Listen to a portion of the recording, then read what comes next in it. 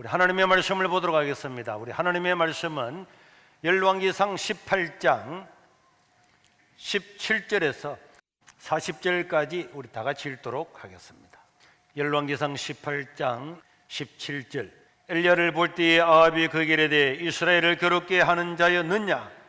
그가 대답하되 내가 이스라엘을 괴롭게 한 것이 아니라 당신과 당신의 아버지의 집이 괴롭게 하였으니 이는 여호와의 명령을 버리고 당신이 바알들을 따랐습니다. 그런즉 사람을 보내 온 이스라엘과 이세벨의 상에서 묵는 바알의 선지자 450명과 아세라의 선지자 400명을 갈멜산으로 모아 내게로 나오게 하소서.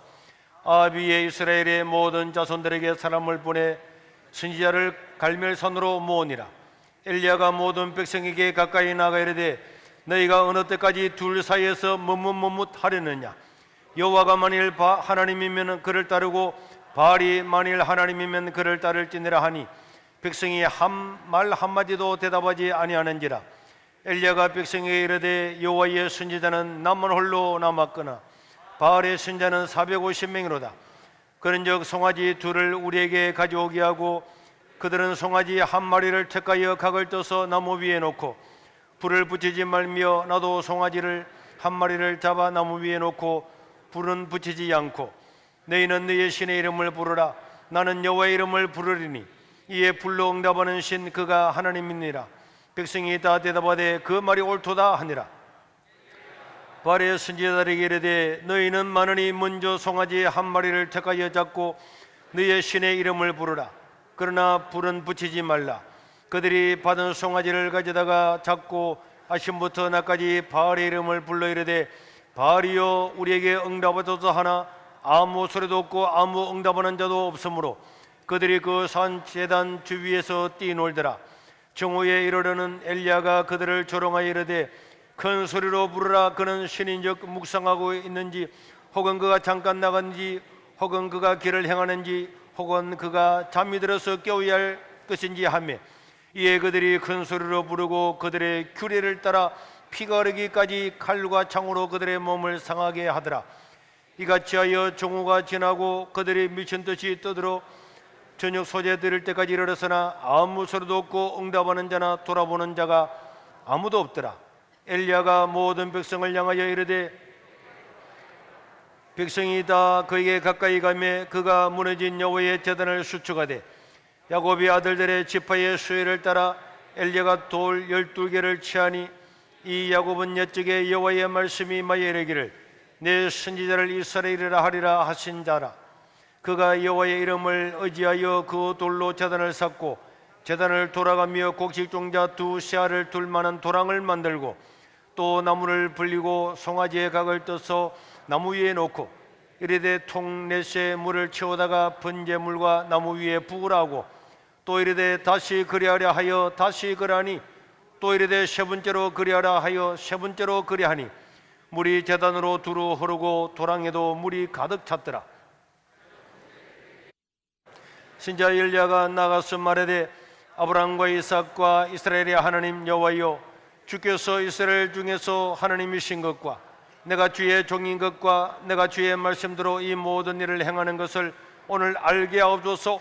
여호와여 내게 응답하옵소서. 내게 응답하옵소서. 이 백성에게 주 여호와는 하나님이신 것과 주는 그들의 마음을 되돌이키심을 알게 하옵소서 하며 이에 여호와의 불이 내려서 번제물과 나무와 돌과 흙을 태우고 또 도랑에 모든 백성이 보고 엎드려 말하되 여호와 그는 하나님이시로다.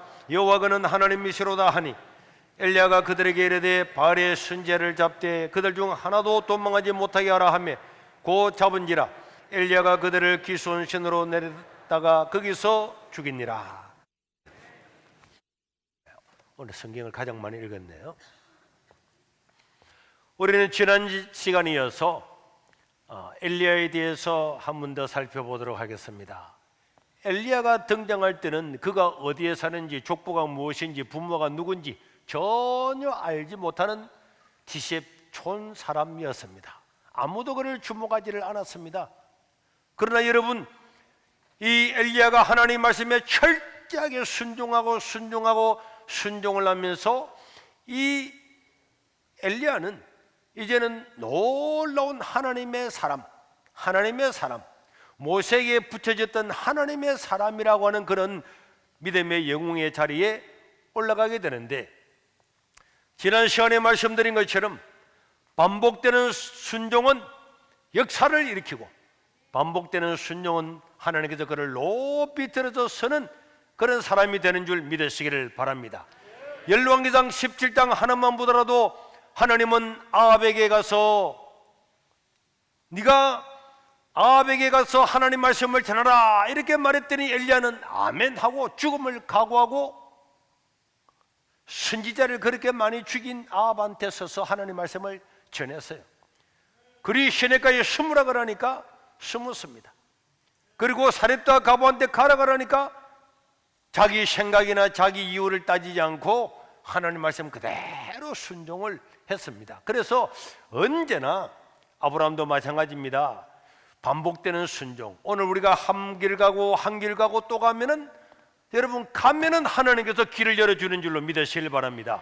많은 사람들은 하나님 길을 가르쳐 주면 내가 가겠습니다, 하나님 내게 은혜를 주면은, 복을 주면은, 물질을 주면은 내가 따라가겠습니다, 그렇게 말하지만은 믿음의 사람은 언제나 하나님의 말씀을 따라가면은 하나님은 길을 열어주시는 줄로 믿으시기를 바랍니다. 하나님은 모세에게 홍해를 다 갈라지게 해놓고 난 다음에 건너가라 하지 않았어요. 네 머리로는 이해가 되지 아니하지만은 너의 지파인을 가지고 홍해를 가르치라. 가르치니까 물이 갈라졌어요. 여호수아도 마찬가지입니다. 벗개를 메고 그 물이 막 흘러넘치는 거기에 제사장들이 먼저 벗개를 메고 들어가니까 물이 갈라지지, 물을 막 막아놓고 난 다음에 사람이 다 지나가고 난 다음에 그렇게 한 게 아닙니다. 하나님은 언제나 하나님의 말씀을 우선하고 그 말씀에 순종하면서 한 발 가면은 홍해도 갈라지고 한 발 가면은 요단도 물이 방백처럼 서지게 되는 거고, 돌면은 여리고성도 무너지는 거고, 언제나 우리가 하나님의 말씀을 믿고 행동할 때에 하나님은 우리 인생 가운데 위대한 기적을 행하시는 줄로 믿으시기를 바랍니다. 그래서 우리 하나님은 오늘 또 동일하신 우리 하나님은 하나님 말씀에 순종하는 사람을 통하여서 역사를 변화시키시고 또 하나님의 사람으로 불리지게 되는 이런 은혜를 그들에게 베풀게 되는 것입니다. 이제 엘리야는 하나님의 말씀을 따라서 저 이세벨의 고향 바알과 아세라의 본거지 시돈으로 가게 되었죠. 그 시돈에서 한 가부 집에 갔는데 그 가부를 통해서 하나님께서는 기적을 베푸셔서 그 통에 가루가 떨어지지 않고 그 병에 기름이 떨어지지 않는 기적을 베풀어서 그 수많은 달들 동안에 그 기근을 다 이겨나갈수록 하나님께서 은혜를 베풀어 주었어요. 그러니까 가부와 그 집에 있는 외동 아들과 엘리야는 얼마나 감사했겠어요. 지금까지 한 번도 성경에 베풀지 않았던 기적을 하나님은 이 사렙다 가부 집에 베풀어 주었어요. 그리고 우리 하나님은 우리 인생에게 행하시는 수많은 기적들이 있는데 또 은혜가 있는데, 하나님께서 우리에게 베푸시는 은혜는 수천 가지 수만 가지가 되는 거예요. 내 머리 생각으로 이건 안 될 거야, 저건 안 될 거야, 큰일 날 거야 하는 것들은요, 하나님의 그 놀라우신 은혜를 몰라서 그러면 몰라서. 그래서 사렙다 가부는 통에 가루가 다 해도 또 끓이고 와서 또 떡을 만들어 먹으면 또 생기고 또 생기고 이렇게 기적을 맛보면서 살았는데, 그런데 어느 날 열왕기상 17장 17절에 보면은 이 가부의 아들이, 이 여인의 아들이 막 병이 들었어요. 병이 들어서 너무너무 막 위중하다가 열이 펄펄 날고 하다가 그냥 숨이 끊어지고 죽어버린 거예요. 여러분, 엘리야는 그 가부 집에 가서 가부 때문에 먹고 살고 다 하고 그 가부가 방을 내어주어서 그 집에서 지금 이세벨을 피해서 숨어 있고 기근을 거기서 공개를 다 받고 있는데, 엘리야를 섬겼던 그 집에 가부의 아들이 죽고 나니까 엘리야가 얼마나 마음이 안 좋았겠어요. 참으로 엘리야 입장에서는 민망하고 곤혹스러운 일이 아닙니다. 이렇게 하나님의 종을 잘 대접하려고 기적을 맛보고 있었는데 그 아들이, 하나밖에 없는 아들이 죽었으니까 엘리야가 정말 너무너무 마음이 고통스러울 겁니다. 그래서 엘리야는 20절에서 21절에 보니까 하나님께 기도합니다. 여호와께 부르짖어 이르되, 큰 소리에 부르짖었어요. 여호와여, 주께서 또 내가 우고하고 있는 집이 가부에게 재앙을 내려서 그 아들이 죽게 하셨나이까? 그 아들을, 그래서 엘리야가 그 아이를 데리고 자기 침상에 올라가서 몸을 그 아이 죽은 아이의 세 번이나 펴면서 하나님께 부르짖어서 기도했어요. 네 하나님이여, 간절히 원합니다. 이 아이의 혼이 다시 몸에 돌아오게 하소서. 이렇게 간절히 기도했더니 우리 하나님께서 그 죽은 아이를 살려주신 줄로 믿으시기를 바랍니다. 이게 이 가부집에 있었던 놀라운 에피소드 중에 하나죠. 그 기근 가운데 여러분, 엘리야는요 정말 마음이 미안했을 겁니다. 우리도 마찬가지잖아요. 어느 분이 와서 목사님 열심히 전도하고 헌신하고 교회를 위해서 다 하고 있는데 그 집이 잘 되면은 봐라 얼마나 감사한지, 집사님 장로님 감사합니다 이렇게 할 건데, 그렇게 섬기고 그렇게 자라는 사람이 어려움을 당하고 막 병이 들고 막 자녀가 막 어려움을 당하고 하면은 목사도 얼마나 하나님, 아니 다른 사람은 몰라도 저런 사람을 저렇게 하면 되겠습니까? 이럴 수밖에 없잖아요. 아마 엘리야가 그런 마음이었습니다. 그런데 우리는 이런 엘리야의 마음, 이 엘리야의 마음을 가지고 엘리야가 부르짖어서 하나님께 간절히 기도해서 그 아이의 혼이 다시 돌아온 이 사건을 보면서, 우리가 다 그런 건 아닐 수가 있겠지만은 우리가 하나님을 위해서, 주의 나라를 위해서 헌신하고 정말 충성하는 것은 우리의 다 복인 줄로 믿으시길 바랍니다. 그게 하나님의 큰 복이에요. 우리 예수님도 이렇게 말씀했잖아요. 작은 자 하나에게 냉수 한 그릇 떠주는 것도 결단코 그 상을 잃지 않을 것이다. 그리고 우리 예수님은 마태복음 5장 6장 7장에 보면은 기도하는 것도, 구제하는 것도, 금식하는 것도, 다 남을 도와주는 것도, 모든 것들을 우리가 올바르게 하고 나면은 하나님께서 갚아주겠다. 갚아주겠다고 하는 것은 하나님께서 빚을 진 것과 같은 거예요. 빚을 졌다는 느낌을 갖는 거예요. 누군가가 교회에 헌신했는데 그러면은 그 사람은 아무도 말하지 않았지만은 목사도 그 사람을 보면 빚진 느낌이에요. 저 사람은 잘 돼야 되는데, 기도할 때도 당연히 기도하면 더 되죠. 당연하죠. 빚진 느낌인데 하나님도 갚아주겠다고 하는 것은 빚진 느낌이란 말이에요. 그러니까 우리가 올바르게 하나님께 기도하고 금식하고 구제하고 헌신하는 모든 복음을 위해서 수고하는 것들은 우리 하나님 아버지 앞에 빚을 지게 하는 것과 동일한 거예요.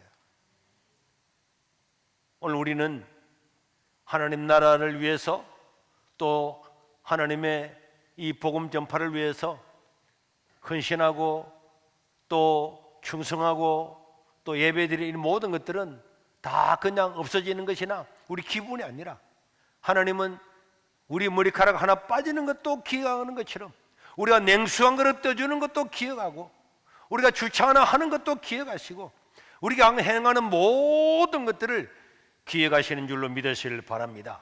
히스기야가 하나님께 간절히 기도했잖아요. 병이 들어서 죽게 됐을 때 하나님 앞에 가서 간절히 기도하니까 내가 너의 구제와 내가 너의 눈물을 보았다 그랬잖아요. 그리고 기억했다 그랬잖아요. 하나님은 다 기억하는 거예요. 그래서 이런 충성스러운 엘리야에게 하나님은 이 구약 성경 최초로 죽은 자를 살리는 그 기적을 그 기근 가운데 그 집에 베풀어 주었습니다. 지금까지는요 사람이 죽은 자를 살린 지가 없었어요. 그런데 그렇기 때문에 한 번도 일어난 일이 없기 때문에 사람들은 이제 죽었으니까 끝났을 거야, 안 될 거야 이렇게 생각하잖아요. 한 번도 그런 일이 없었기 때문에. 그러나 엘리야는 한 번도 그런 일이 없었지만은 하나님은 얼마든지 할 수 있음을 믿고 그 아이를 위해서 간절히 기도하고 또 기도하고 기도했더니 아이가 살아나는 이런 놀라운 기적을 체험하는, 그래서 그 기근이 오히려 이 엘리야와 가부와 그 아들에게 있어서는 정말 하나님의 축복이고 하나님의 위로를 받고 하나님을 깊이 알아가고 하나님의 기적을 체험하는 기회가 된 줄로 믿으시기를 바랍니다.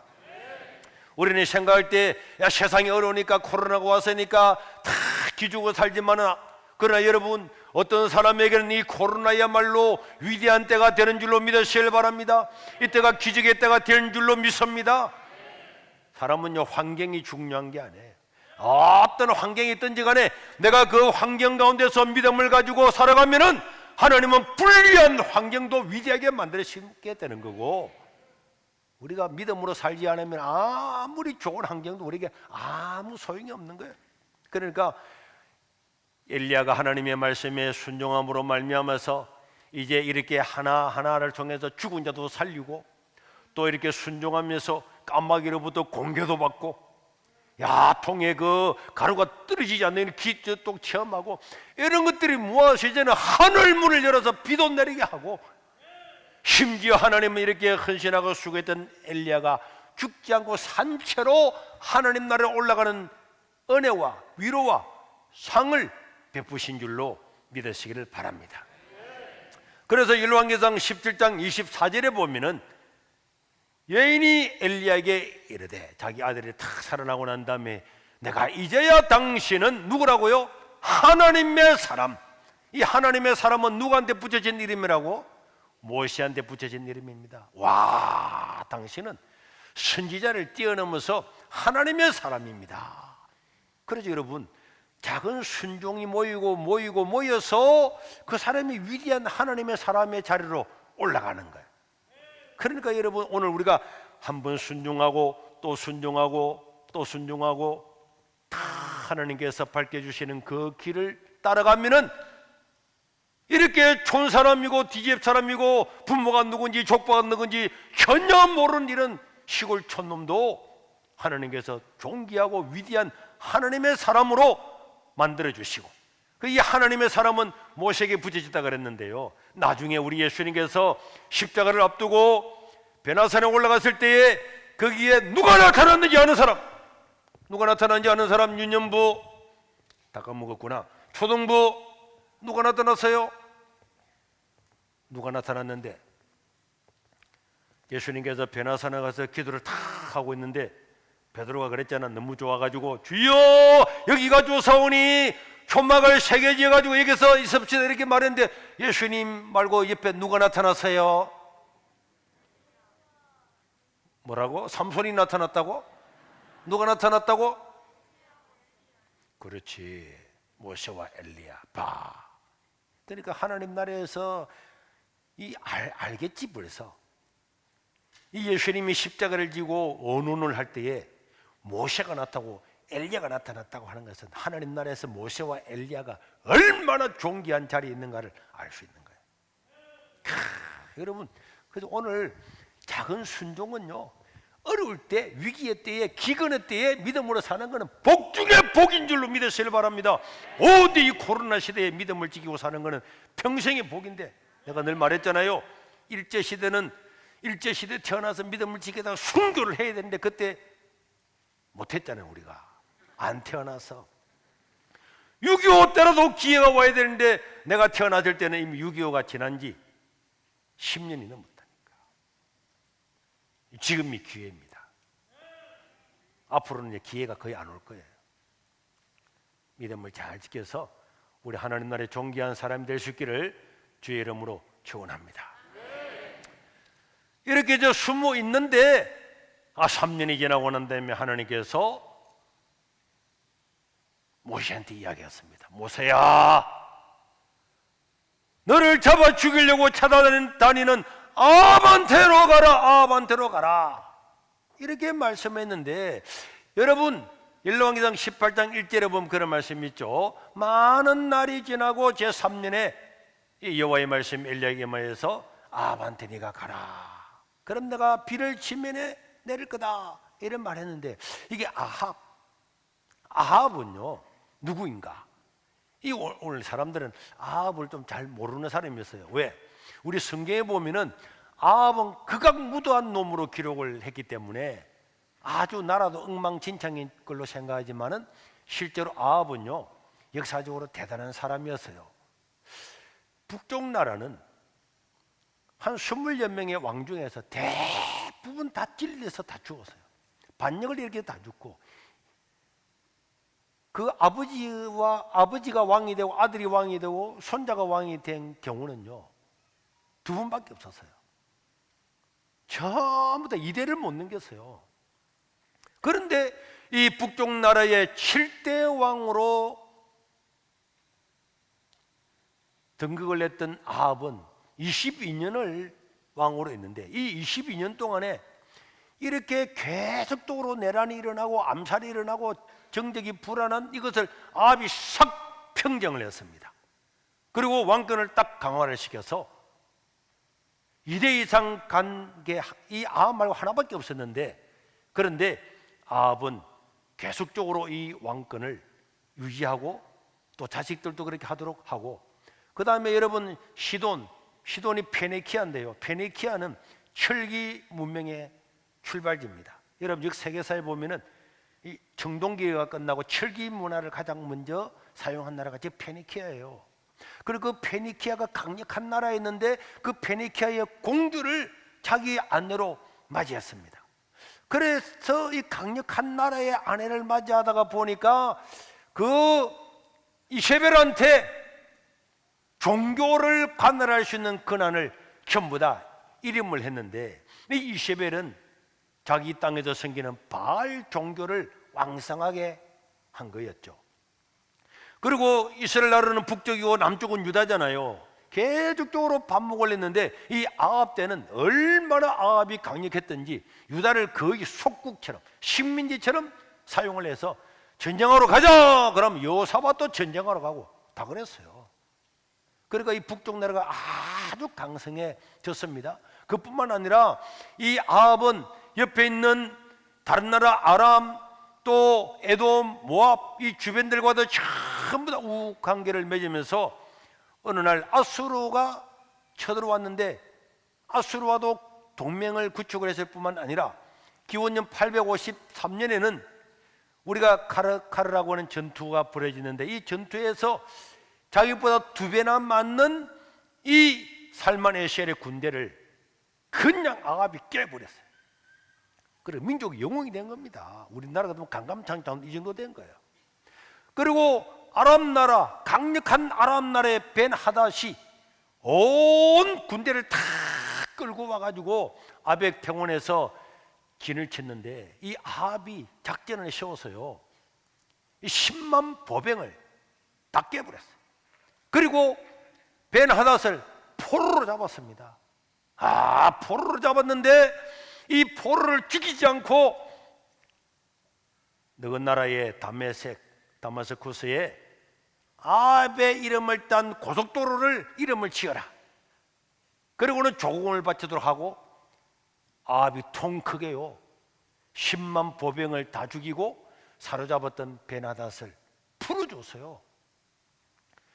그러니까 여러분 이 역사적으로 보면 이 아합이라고 하는 이 왕은요 대단한 왕이었어요. 그래서 22년을 제위하면서 이세벨과 결혼해서 정치, 외교 모든 전쟁에서 승리를 했습니다. 그런데 그 예세를 몰아서 바알과 아세라 우상을 숭배하는 데 강압적으로 하고 하나님의 신앙을 저버리고 선지자들은 다 쳐 죽이고 하나님 말씀을 멸절시키려고 했던 가장 악질적이고 수치스러운 왕이어서 열왕기 상에서 보면은 이스라엘의 그 많은 왕 중에서 가장 악한 왕으로 기록을 하고 있습니다. 열왕기상 16장 29절에서 33절에 보면은 유다의 아사 왕 제38년에 옴므리의 아들 아합이 이스라엘의 왕이 되니라. 옴므리의 아들 아합이 사마리아에서 22년 동안을 이스라엘을 다스렸는데, 옴므리의 아들 아합이 그의 이전의 모든 왕들보다도 여호와 보시기에 악을 더욱 행하였다. 심지어 가장 큰 죄인이라 그러면은 일대왕 여로보암인데 여로보암보다도 더 큰 죄를 지었다. 그리고 바알의 딸 이세벨을 아내로 삼고 가서 바알을 섬겨서 예배하고 여러 가지 죄를 지었으므로 하나님께서는 그에게 진노하셨다. 이렇게 성경은 기록을 하고 있습니다. 우리가 이것을 보면은 여러분 한번 생각해 보세요. 엘리야 선지자 같은 이런 예언자들, 이 예언자가요, 이 아합과 싸우는데 이 아합이 정치도 잘하지, 전쟁도 잘하지, 국민들의 지지를 막 95%, 98%다 받는 거야. 그러니까 이수진 장군만큼 지지를 받는 거야. 그 위기에서 나라를 막 다 구하고 막 10만 명 오는 것도 다 깨부숴버리고 옆에 있는 나라를 전부 다 복속해버리고, 와, 이렇게 인기 있는 왕인데 이 인기 있는 왕이 하나님의 말씀과 하나님의 교회에 대해서만은 아주 악질적으로 구는 거예요. 그러니까 백성들은 아이 뭐 교회가 그래 하든 말든지 뭐 그래 정치 잘하잖아, 경제 잘하잖아, 조공도 받아가 우리한테 주고 말이야, 재능 기금도 준다며, 저 베나다 탁 보고 말이야. 그 다음에 에돔 아람 이런 다 받아가지고 막 받아가지고 왕이 막 돈 나눠주고 말이야. 뭐 그 정도였으면 되지 뭐. 예배는 뭐 다음에 드려도 되지 뭐. 바알이나 하나님은 똑같이 뭐. 바알이 하나님 아이가 하나님 바알이고 이랬다니까요. 이게 혼합 종교입니다. 이게 종교다원주의예요. 이게 WCC입니다.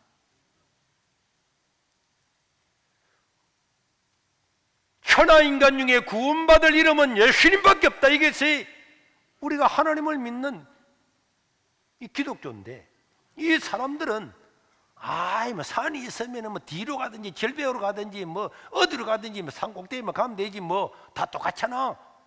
아니 이슬람을 믿든지 뭘 믿든지 똑같이 뭐 이렇게 한다니까요.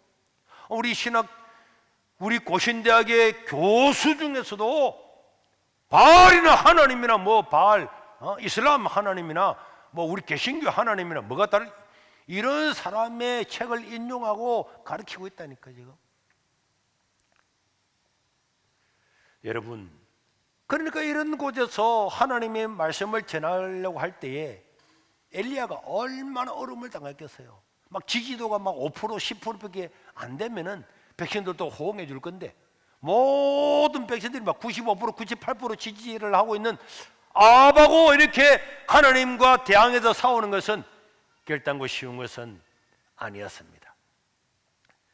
그런데도 결국은 하나님의 말씀을 따라서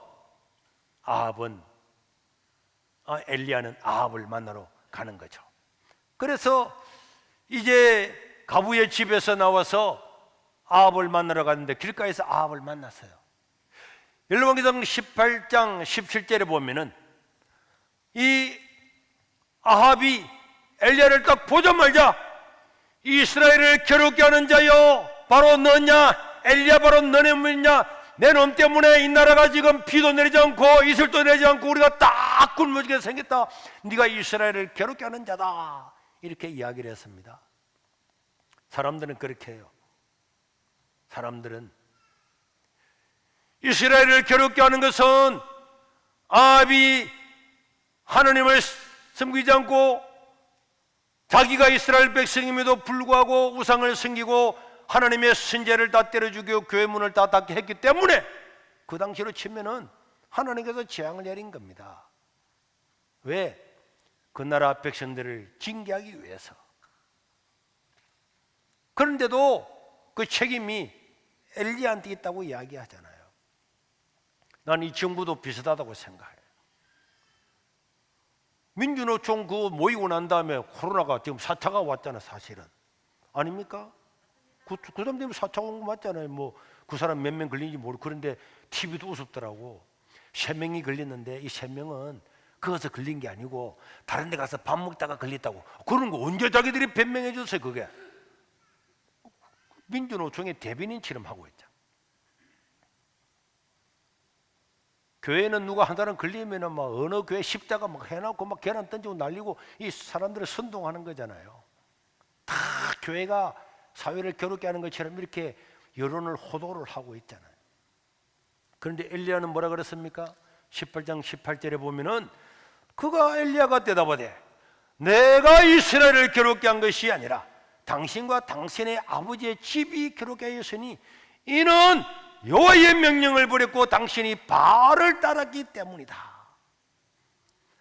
여러분, 우리가 하나님의 명령을 버리고 우상을 섬기고 세상을 따르면 그것이 우리에게는 기근인 줄로 믿으시길 바랍니다. 양식이 없어서 우리가 기근해 온 것이 아니고 여호와의 말씀을 가지고 있지 못하고 말씀에 순종하지 못한 것이 바로 우리 영혼의 기근이고, 이 영혼의 기근이 오면 육신도 나라도 기근이 오는 줄로 믿으시길 바랍니다. 대부분의 기근들은요, 하나님의 명령을 떠나면 기근이 오는 거예요. 저는요, 이 코로나는 제가 단연코 말할 수 있습니다. 절대로 우연히 오지 않았다. 성경은 하나님께서 다윗에게도 마찬가지고 참 더 보면 하나님께서 어떤 질병을 내리거나 전염병을 줄 때는요, 다 거기에 어떤 뜻이 있는 거예요. 하나님 허락을 하고 또 때로는 허용을 하는 겁니다. 요한계시록도 보세요. 대접을 탁 쏟으니까 막 전염병이 확 퍼지잖아요. 그런데 여러분, 전 세계에서 이 전염병이 왔다. 전 세계가 코로나가 왔다. 이거는 지금 21세기가 하나님 마음에 맞지 않는 거예요. 지금 저는 그렇게 생각해요. 저 믿음의 나라, 저 유럽들 다, 저 여러분 유럽을 보세요. 청교도들은 예배를 지키기 위해서 목숨 다 버렸습니다. 감옥에 갇혀서 20년, 30년을 감옥 생활 다 했습니다. 프랑스의 위고노들은요, 이 바른 예배를 드리기 위해서 얼마나 많은 사람이 죽었는지 세네강이 그냥 강물이 핏물이 다 됐다고 역사가 증언하고 있습니다. 그런 나라들이 저 북미로 가서 미국을 씌우고 나라를 씌워서 저렇게 하고 있는데, 저런 나라들이 다 세상의 사상 이념에 다 빠져서 하나님 말씀을 다 버렸죠. 저 유럽이 사회주의 다 됐죠. 이 세계에 믿을 만한 데가 어디 있습니까? 하나님께서요, 나는 이 코로나는 절대로 우연이 아닐 거다. 한 개인에게 일어나는 것도 우연이 아닌데 전 지구상에 전부 다가 코로나 와서 난리다. 이게 우연일까? 절대로 우연이 아니고 하나님에게는 뜻이 있는 거고, 우리가 하나님 말씀을 따라 사는 것은 그 가운데서 그나마 하나님의 은혜고 복인 줄로 믿습니다. 그래서 이 엘리야는 모든 괴로움이 자기 때문에 왔다고 말하는 그 아합 왕한테 한 가지 요구를 합니다. 뭘 요구를 합니까? 좋다. 내가 믿는 하나님이 참신인지, 당신이 믿고 당신 아내가 퍼뜨리는 그 바알과 아세라가 참신인지 대기를 하자. 그 아세라 바알 선지자 850명을 다 끌어모아라. 갈멜산에서 우리가 하나님께 제사를 드리고 너희는 바알한테 제사를 지내고 누가 참신인지 한번 보자. 대결을 하자. 이랬더니 아합이 하자고 이야기를 합니다. 그래서 850대 1로서 갈멜산에서 대결을 하게 되는데 백성들도 다 모였습니다. 그러나 엘리야는 담대하죠. 왜 담대합니까? 내가 믿는 하나님이 참만 하나님이기 때문에 남만 홀로 남았다고 할지라도 담대를 할 수밖에 없는 줄로 믿으시길 바랍니다. 뭐 쪽수가 많다고 850대 1이라고 기가 죽을 이유는 하나도 없는 것이고, 시편 3편 6절과 8절에 보면 뭐라 그랬습니까? 다윗은 천만인이 나를 애우다 진친다 할지라도 나는 두려워하지 아니하리다. 8절에도 보면은 구원은 여호와께 사오니 주의 복을 주의 백성에게 내리소서. 구원은 주님께 있는 거예요. 숫자가 문제가 아닙니다. 숫자가. 그래서 엘리야도 850대 1로 싸우잖아요. 송아지 2마리를 제단에다가 딱 펼쳐놓고 바알과 아세라 선지자들이 먼저 막 자기들 신에 기도해서 하늘에서 불이 내려와가지고 송아지가 타면은 그게 참신이다. 이렇게 하고 있는데 백성들은요, 그걸 구경하면서, 이 백성들이 한때는 전부 다 기독교 교인이었습니다. 다 하나님을 믿는 사람이에요. 지금도 집에 가면 하나님, 하나님, 여호와 하나님, 하나님이라고 하는 이름을 뱉고 있는 사람인데도 생활은요, 아합이 겁나서, 이세벨이 겁나서, 바알과 아세라는 사람이 숫자가 많고 그이가 막 돈도 주고 재능 기금도 주고 막 정부에서 지원도 해주고 취직도 시켜주니까 그게 다 속아 있는 거예요. 그래서 18장 21절에 보면은 엘리야가 답답해서 이야기합니다. 시작. 엘리야가 모든 백성에게 가까이 나가리되 너희가 어느 때까지 둘 사이에서 머뭇하렸느냐. 여호와가 만일 하나님이면 그를 따르고 바알이 만약 하나님이 그를 따를지니라 하니 백성이 말 한마디도 대답하지 아니하니라. 이 백성들은요 머뭇하는 거야. 눈치만 보는 거야. 중간에 서가지고 어디서 불 내리는가 보자. 내리면 그때 뛰어가려고 내리면은 그걸 눈치만 보고 있는 거야. 머뭇하면서 엘리야가 뭐라고 말해도 말 한마디도 안 해. 그냥 가만히 있는 거야. 모른 척하고 가만히 있는 거야. 나는 오늘 이것이요 한국 교회하고 너무 닮았다고 생각해요. 다 뭐도 아무 말도 안 하는 거야. 아무 말도 가만히 100km 말 한마디 했다가 얻어맞는 것보다 그냥 가만히 있는 거야. 이따가 여러 차면 이쪽으로 붙고 저쪽으로 붙고 다 붙어보려고 딱 뭐도 하고 있습니다. 이게 인본주의로 사는 사람의 특징이에요. 인본주의는 뭡니까? 사람 중심이잖아요. 프랑스 혁명에서는 어떤 말이 뭡니까? 사람이 먼저다. 사람이 먼저다. 와, 굉장한 것 같죠? 사람이 먼저다. 와, 인권레이션 아닙니다.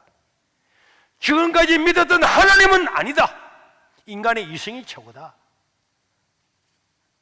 하나님, 종교, 기독교 다 이름까지도 성경에 나오는 이름으로 만들었던 도시, 도로 이름 다 바꿨잖아요.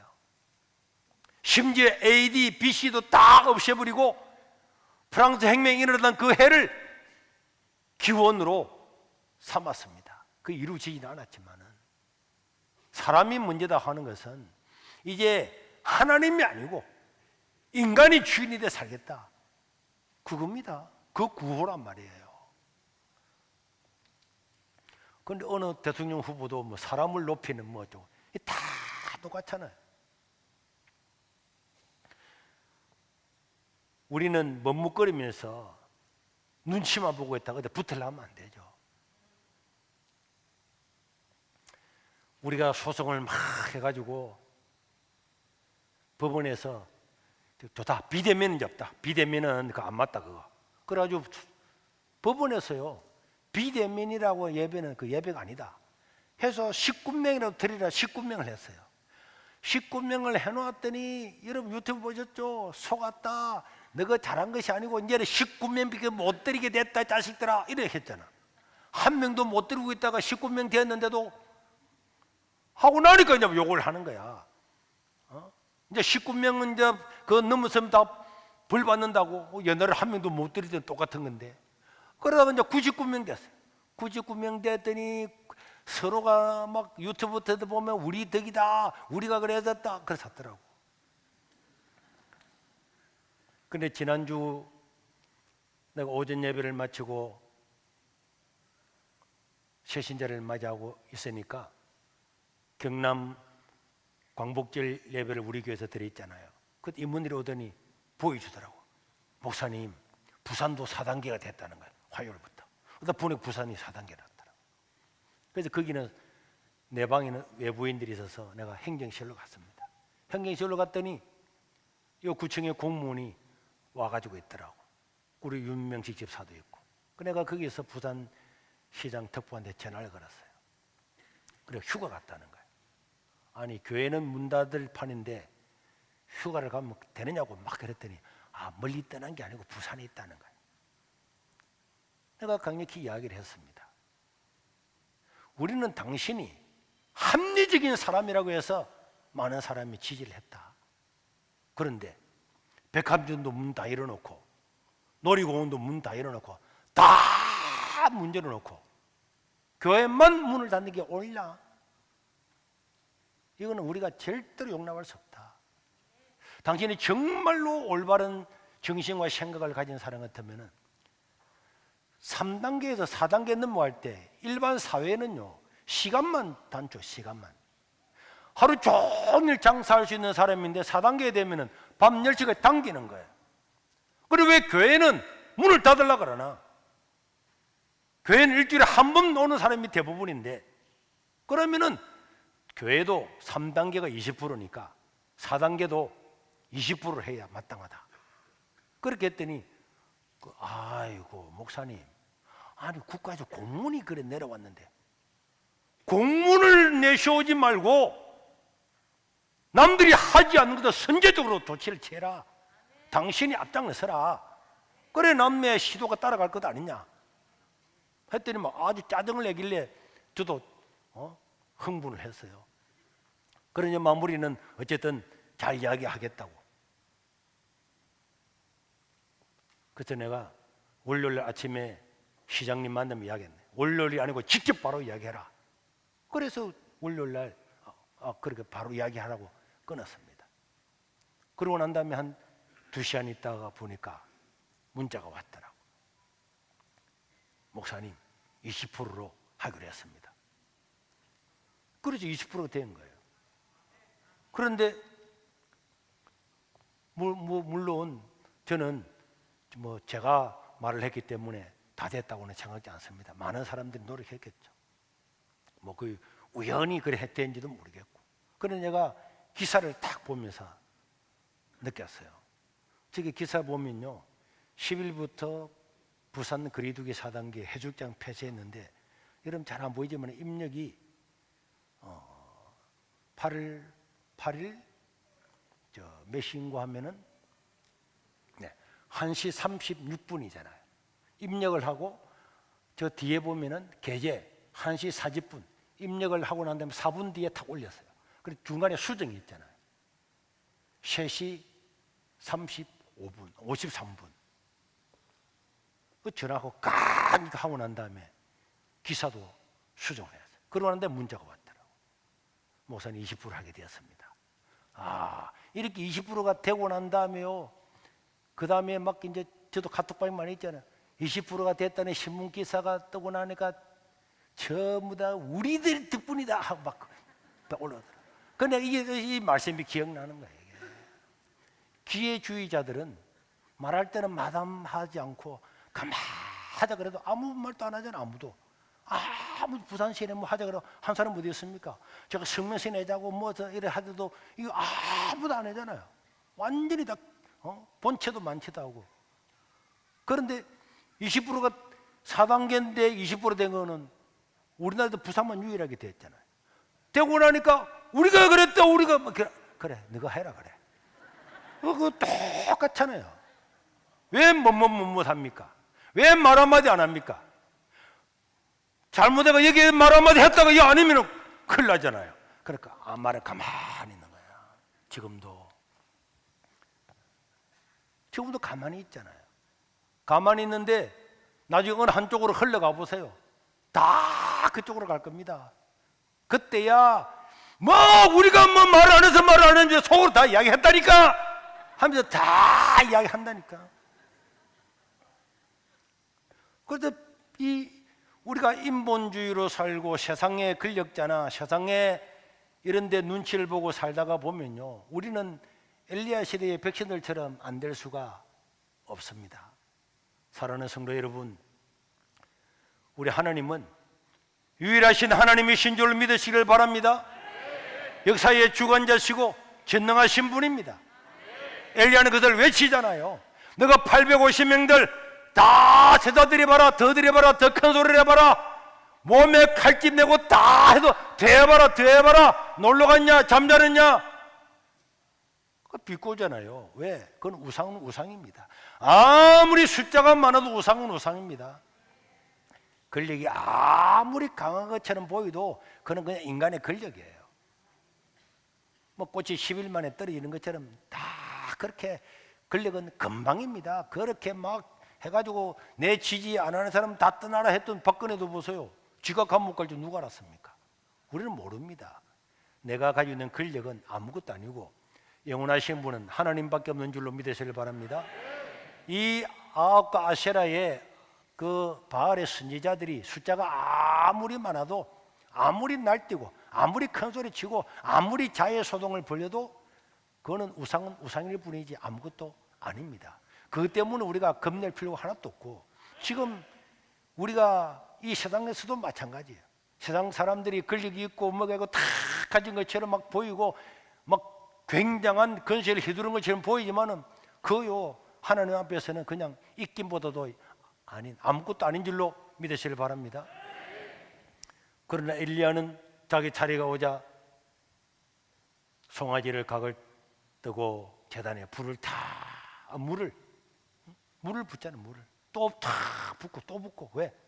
뭐 우연히 뭐 불났다 이런 소리, 또 그런 소리 할까 싶어서 물 다 부어놓고 막 또랑이 물이 흥건하게 하고, 그리고 난 다음에 하나님께 기도합니다. 그 기도가 36절에서 37절에 있는데 한번 읽겠습니다. 이 기도 내용은요 딱 한 두 가지예요. 저녁 소재 드릴 때 이르러 선지자 엘리야가 나가서 기도합니다. 뭐라고 기도합니까? 아브라함과 이삭과 야곱의 하나님 여호와여, 주께서 이스라엘 중에서 하나님이신 것을 나타나게 해달라고. 하나님이신 것을 나타내 보여주십시오. 그리고 내가 주의 종인 것을, 또 내가 주의 말씀대로 이 모든 것을 행한 것을 알게 해달라고. 그리고 이 백성이 하나님께 돌아오기를 위해서 기도하는 거죠. 저는 이 엘리야를 보면서 참 많은 걸 깨달아요. 우리 같았으면요, 엘리야가 그렇게 도망다니고 죽을 고비를 넘겼으면은 야! 너희들은 뭐하는 자식들아! 굴에 숨어있지 말고 딱 기 나온다 자식들아! 이렇게 했을 거야 아마. 그리고 이 바알과 아세라 선지자가 제가 볼 때는 100% 원래 바알과 아세라 선지자 아닌 것 같아요. 이 중에서는 어떤 사람들은 원래는 요즘 같은 목사 하다가 딱 보니까 와 이거 이 대단한데 이거 막 전쟁도 이기고 닭게 부수고 인기 98% 올라가고 이거 뭐 출시하겠거든. 그거 살짝 붙여가지고 개종해가지고 이런 사람도 많이 있었을 겁니다. 그러면은 우리 같았으면은 야 사이비 자식들아, 너희 자식아 사이비 자식들아 이렇게 했을 건데, 그런데 이 엘리야는 그래 하지는 않았어요. 보니까 나만 홀로 남았습니다. 자기 이야기했지 남 이야기는 안 했어요. 그렇잖아요. 여러분 잘 한번 보세요. 남 이야기는 안 했어요. 그런 걸 보면서 우리도 막 이렇게 정권을 위해서 투쟁하는 이런 사람들도 막 남이나 다른 교회 목사님이나 뭐 대형 교회 목사 누구 목사 막 욕을 하는데, 그런 거는 제가 볼 때 이 엘리야를 보면은 그런 것들은 삼가해야 될 것이다. 신앙은 우리 신앙은 우리가 지키는 거예요. 그러면 내하고 같이 안 간다고 해서 뭐 다 욕을 하고 말이야, 막 너 강화문에 나왔나 안 나오는 것들은 너는 아무것도 아니야. 하여튼 어떤 사람은 강화문이 닿냐 나 안 갈래. 니 혼자 주일날 누가 그런데 간다 우리 교회 예배들 가. 뭐 우리끼리 사업 어떻게 되겠어요, 여러분 국민들이 성도끼리. 그런데 엘리야는 못하면서 눈치 보고 있던 그 사람들한테 어떻게 했습니까? 하늘에서 불이 떨어지지. 하늘에서 엘리야의 재단에 불이 떨어지지 말자 어디로 갈까 하던 사람들이 엘리야한테 다 붙어가지고 야 너가 갔다 막 이래 했잖아. 그래가지고 엘리야가 잡아라 그랬더니 머뭇거리고 말 한마디도 안 했던 백성들이 다 잡아가지고 시내가에 가서 또 다 추죽이네. 그때는 더 용감한 거야. 막 별만 내가 하나님을 설거했는데 어디서 이놈 자식이 나는 고기 숙여 자식아 이런 거 다 잘라 주겠다니까. 와 그때 되면 겁난다니까.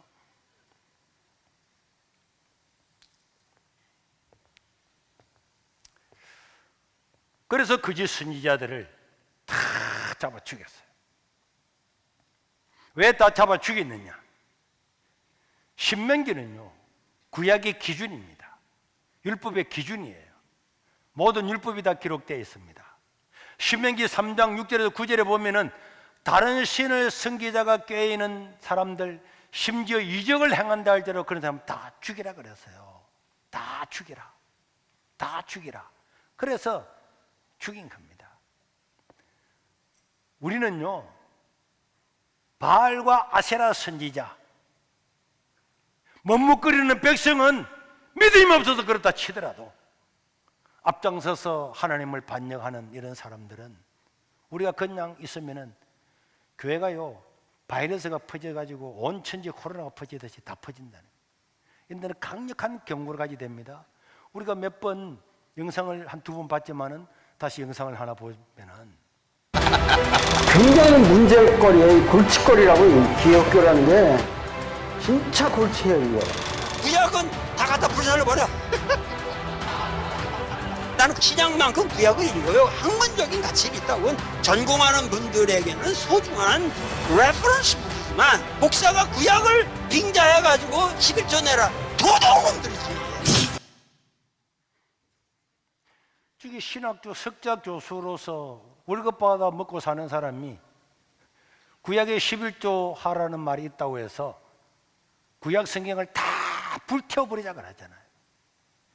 이게 교회의 암적인 존재인데요. 이런 사람들은 아무도 이단이라고 말 안 해요. 나 그게 너무 궁금해. 저런 놈들은 이단이라 그래야지. 그런 놈들은 아무도 이단이라고 교단에서 말 안 합니다. 그런데요, 좀 막 뜨고 하면 사람들이 막 그 사람한테 달려가서 이단이라고 하려고 그래. 11조가 있다고 해서 구약을 다 불사죄라 그러는데 이 사람이 얼마나 사입입니까? 우리 예수님은 마태복음 23장 23절에 보면요 이렇게 말했습니다. 화에 들진저 외식하는 수의관들과 바리새인들이여, 너희가 박하와 회항과 근처에 11조는 들이되 율법에 더 중한 바 정의와 긍휼과 믿음은 버렸도다. 그러나 이것도 행하고 저것도 버리지 말아야 할지니라. 이거 누가 말했습니까? 예수님 말씀했죠. 이거 바보 천치가 아닌 이상 저것 뭡니까? 저 11조 아닙니까? 그럼 신약도 다 불태워야지. 구약 초대 교회는요, 뭐 11조 드리는 거, 그거 드릴 필요가 없었어요. 왜? 초대 교회 여러분 사도행전 보셨죠? 자기가 땅 있으면 땅 팔아서 가난한 사람 다 나눠줘. 목사님, 가난한 사람 있으면 다 나눠주십시오. 다 그랬잖아요. 유무상통했잖아요. 내 것을 내 것이라 하지 않고 예수님 부활하시고 천국 가는 걸 봤는데, 성천한 걸 봤는데 내 물질이 뭐 중요하겠어요? 다 가난한 사람 나눠줘 구제하고 다 했습니다. 11조가 아니라 내가 가진 전체를 다, 나의 몸, 죽든지 살든지 하나님 이름으로 다 드렸잖아요. 그 11조라고 말할 필요가 없었어요. 마게도냐 사람들은 극한 가난 가운데서도 다 드렸습니다. 11조는 구약에서 최소한으로 그냥 최하로 끄는 게 11조예요. 그러니까 그 사도들 당시에 11조를 말할 필요도 없죠. 그리고 우리나라 이런 사이비들이 앞장서서 이 사람들이요, 교회는 죄송합니다, 교회는 미안합니다 다 퍼뜨리는 사람들 아닙니까? 그런데 의자리에도 사진 보세요. 막 올림픽 사람들 공항에 오니까 저 기자들만 제일 많이 모였다니까. 또 다른 것도 봐봐. 저 봐. 이게 코로나가 오면은 이러면 안 되잖아. 그리고 이 표를 보세요. 이게 지난달 20일 날 발표한 질병청에서 발표한 표인데요. 1월 달에는 한 달 동안에 520명이 죽었습니다. 그런데 지금 지난달 7월 달에는 77명이 죽었잖아요. 0.1%입니다. 이제 사람 안 죽는다는 거예요. 코로나 걸려도 안 죽잖아요. 작년에 4만 명, 5만 명 폐렴으로 독감으로 죽어야 될 사람인데 지금 2천몇 명밖에 안 죽었잖아요. 그 20분의 1로 줄어든 겁니다. 사망자가. 그래서 죽어야 될 사람도 안 죽고 지금 살아있는 거예요. 예년 같으면은. 확진자 수는 50만 명까지 해서 50만 명. 50만 명 하면은 5천 명이 나와야 되는데 지금 2천 명이 잘 안 나오잖아요. 그만큼 이게 델타 변이라고 하는 것이 변이가 되면은 될수록 확산은 빠르지만은 사망자는 되면 될수록 가늘어서 이제 효력을 미치지 못하게 되는 것이라고 여러분 다 알고 계시죠? 그런데 이걸 끝까지 붙잡고 있잖아요. 그래서 제가 아래 정광훈 목사님한테 전화를 걸었습니다. 우리 아들 두고 다 했는데 이번에 연기해라. 강화문에 전격적으로 연기를 해라. 지금 정부가 8.25 이런 거 잡으려고 4단계까지 다 하고 확진자 수를 늘릴 때에 뻔히 아는 짓을 왜 하나. 그냥 9월 15일 날 인천 상륙작전 그날 그 앞주간에 11일 날로 한다고 연기해 뿌려라. 그럼 그때가 또 4단계 또 하려고 하면 얼마나 부담되겠어요. 만약에 또 4단계 하면 자영업도 다 일어나겠지. 그렇게 하면 그때 가서 10월 3일 날 개천절 날 한다고 또 한 번 더 연기해라. 그리고 그 앞날이 토요일이니까 10월 2일 날 하시라. 그 작전을 변화시켜서 전쟁을 해야지 어떻게 똑같이 하나. 그랬더니 목사님 변호사들하고 의논해보겠다는구나 하는데 그대로 하더라고. 막 그대로 해도 뭐 내가 할 수는 없지. 그렇지만은 우리는 내년 이맘때쯤 되면은 저는 내년 이맘때쯤 되면요. 내년 이맘때도 안 될 거야. 6개월만 지나고 나면은 우리가 사실 코로나에 대해서 상당히 모르는 것이 많았다. 첫 문제는 잘 몰라서 두려워하고 겁내고 했지만 지금 사망자가 거의 없잖아요. 거의 없습니다. 자살 숫자보다도 20분의 1도 안 되고 교통사고보다 20분의 1도 안 되고 그게 이제 안 죽는 거예요. 그리고 중국에 그냥 가다가 길 가다 넘어져서 죽는 사람도 많고 모기장 가서 자빠져 죽는 사람도 많고 침대에 자다가 떨어져서 죽는 사람 많이 있습니다. 숫자를 말을 안 해서 그렇죠. 코로나가 훨씬 더 적게 죽어요. 이거는 이제 두려워할 게 아니고 그냥 우리가 조심하면서 우리 건강 지키면서 감기 오듯이 그냥 지켜나가야 될 건데 그때 가서 우리가 속았다고 이야기하는 것이 아니고 지금 우리가 믿음을 가지고 살아야 그것이 우리의 복인 줄로 믿습니다. 우리 계시록 22장 18절에서 19절에 보면은 계시록 마지막에 사도 요한이 하나님께 감동을 받아 기록했습니다. 내가 이 두루마리의 예언의 말씀을 듣는 모든 사람에게 적어나노니 만일 누구든지 이것들 외에 성경에 없는 것들을 더하면은 하나님이 이 두루마리에 기록된 재앙을 그에게 더하실 것이고 만일 누구든지 이 두루마리 예언의 말씀에서 무엇인가를 잘라버리고 재버리겠다, 불태워버리겠다. 그러면은 하나님이 이 두루마리에 기록된 생명나무 및 거룩한 성에 들어가는 그 천국 백성에서 그 이름을 제해버리겠다. 어느 때나 어느 시대나 하나님의 말씀은 변함이 없는 줄로 믿습니다. 우리가 거대한 영적인 전쟁터 앞에 서 있는데 우리는 이 전쟁터에서 반드시 승리해야 됩니다. 이번 주 금요일 날 또 지난주도 재판이 또 있잖아요. 사실 귀찮은 것도 많이 있지만은 제가 신방 가는 마음으로 간다 그랬잖아요. 그렇게 가서 또 이야기도 하고 또 변호사들을 통해서 또 더 좋은 내용도 가져서 결국은 이것이 교회를 까닭없이 핍박했다는 것을 반드시 드러낼 거고 헌법 소원을 통해서도 헌법에 불합치 되고 직권남용이라는 것을 반드시 드러내고 그렇게 되면 우리는 손해배상도 다 청구할 겁니다.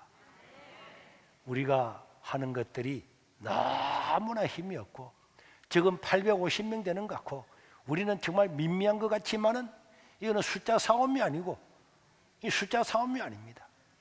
하나님이 우리와 함께 하시면은 우리는 전 세계가 붙어도 승리하게 될 줄로 믿습니다.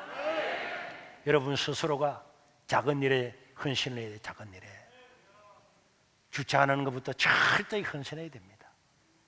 예배 드리는 것부터 애들부터 오후 예배도 참석하고 여러분들이 그걸 헌신해야 돼요. 그 기도해야 됩니다. 이런 기도는 절대로 헛되지 않습니다. 우리가 이 전쟁에서 반드시 승리하고 바알이냐 하나님이냐 하나님이 참 신이고 하나님이 우리와 함께 한다는 것을 머뭇거리는 사람들도 알도록 우리가 하나님께 간절히 기도하고 우리 신앙을 지켜서 세상 가운데 하나님 이름을 드러내고 신앙을 유지하고 전수해 나가야 될 줄로 믿습니다.